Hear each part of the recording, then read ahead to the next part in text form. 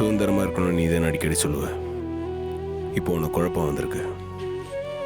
அந்த குழப்பத்திலேருந்து நீ அதான் வெளியே வரணும். நீ என்ன சொல்ல வர? எனக்கு புரியல. உன்னோட முடிவை நான் எடுத்தேன்னா அது கண்டிப்பாக தப்பாக தான் போய் முடியும். சரியோ தப்போ இந்த விஷயத்தில் நீயே முடிவெடு. உனக்கு போகணும்னு தோணுச்சுன்னா நீ போ. போக வேணாம்னு தோணுச்சுன்னா இங்கே இருந்துரு. Attention please.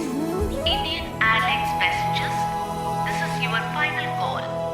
Attention please. This is your final call. Final கால். நீ கிளம்பணும்ல?